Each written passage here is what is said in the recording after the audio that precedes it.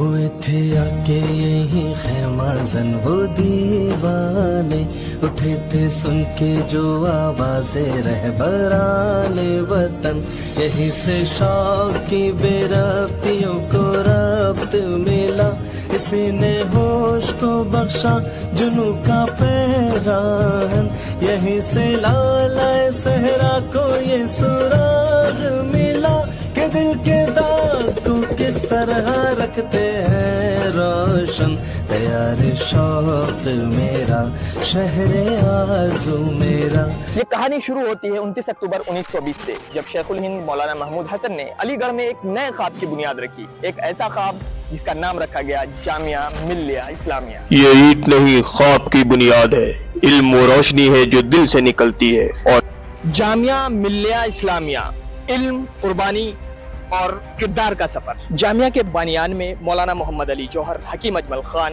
Doctor مختار احمد انصاری اور عبد الماجد خواجہ شامل تھے۔ یہ وہ لوگ تھے جنہوں نے قوم کو بیداری دی اور غلامی کے اندھیروں میں چراغ جلایا۔ ہم نے جامعہ اس لیے بنائی کہ علم صرف کتابوں میں نہیں، کردار میں بھی نظر آئے۔ یہ ادارہ قوم کی عزت کا نشان بنے گا، دولت کا نہیں، دیانت کا۔ 1925 میں جب حالات مشکل ہوئے تو جامعہ کو علی گڑھ سے دہلی منتقل کیا گیا۔ یہ ایک بڑا فیصلہ تھا، لیکن ایمان اور یقین ان کے ساتھ تھا۔ حکیم اجمل خان نے کہا، ہماری بنیاد زمین پر نہیں، یقین پر ہے، اگر نیت سچی ہو تو ہر راستہ منزل بن جاتا ہے۔ 1 مارچ 1935 کو اوکھلا کی زمین پر جامعہ کے نئے کیمپس کی بنیاد رکھی گئی۔ یہ جگہ اس خواب کا مرحلہ تھی۔ ڈاکٹر ذاکر حسین نے کہا، یہ اینٹیں نہیں، ارادے ہیں، ہم یہاں صرف علم نہیں سکھائیں گے، سوچنا بھی سکھائیں گے۔ 1936 میں جامعہ کے تمام ادارے اوکھلا منتقل ہو گئے۔ اب یہ صرف ایک ادارہ نہیں بلکہ ایک تحریک بن گیا تھا۔ یوں طالب علم یہاں ہم صرف کتابیں نہیں پڑھتے، یہاں ہم خود کو پہچاننا سیکھتے ہیں۔ 1962 میں جامعہ کو ڈیمڈ یونیورسٹی کا درجہ دیا گیا۔ یہ وہ وقت تھا جب قربانیوں کا پھل نظر آنے لگا۔ یوں جامعہ کے پروفیسر نے اپنے جد و جہد کو ان الفاظ میں کہا، یہ درجہ ہمیں حکومت نے نہیں دیا، ہماری محنت نے کمایا ہے۔ حاجی میں جامعہ کو سینٹرل یونیورسٹی کا درجہ ملا۔ اب یہ ادارہ قومی وقار کی علامت بن چکا تھا۔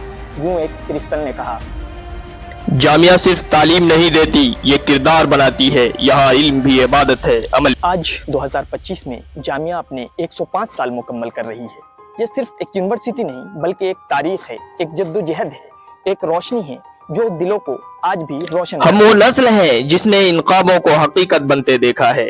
جامعہ ہمارے لیے ادارہ نہیں، ایک احساس ہے۔